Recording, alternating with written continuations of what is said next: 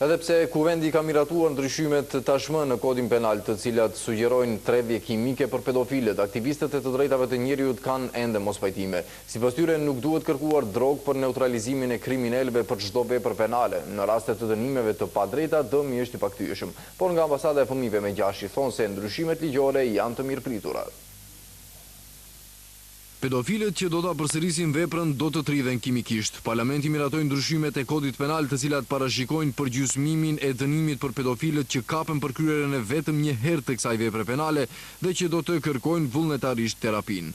Madje edhe atyre që do të dënohen me burgim të përjetshëm nëse pranojnë tredhje kimike do të ulet dënimi në 40 vjet burg. Sipas ambasadës me gjashtë që mbron të drejtat e fëmijëve, këto ndryshime do të ndihmojnë si fëmijët ashtu edhe vetë pedofilët.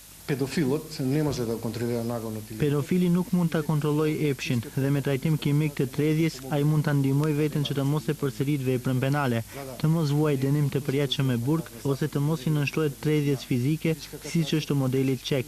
Atje nuk ka fëmijë viktimë për herë të dytë nga pedofilia.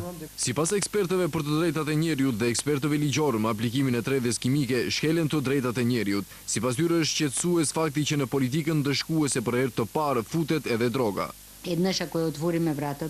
Nëse hapim një herë derën, a do të thotë kjo se në të ardhmen edhe për vjedhje, për mashtrim, për vrasja apo për çdo formë dëshkuese me kodin penal do të kërkojmë droga për të trajtuar kriminalët. Gjyqësori askund nuk është i përsosur. Çfarë bëhet me njerëzit që janë të dënuar padrejtësisht dhe që në asnjë mënyrë nuk mund të u kompenzohen dëmet që u shkaktohen.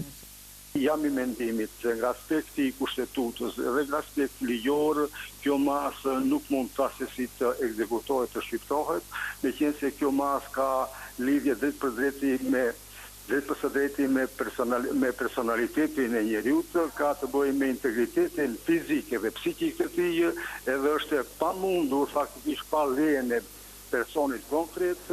Me tredhjen kimike pedofilët do të marrin vaksina të posaçme që do ta neutralizojnë epshin e tyre. Ato do e marrin terapinë në institucione të specializuara të kujdesit shëndetësor. Maqedonia është vendi i parë në rajon që fut tredhjen kimike. Mënyra të tilla tashmë ka në disa vende të botës, midis të cilave Britania e Madhe, Polonia, Rusia, Moldavia dhe Korea e Jugut.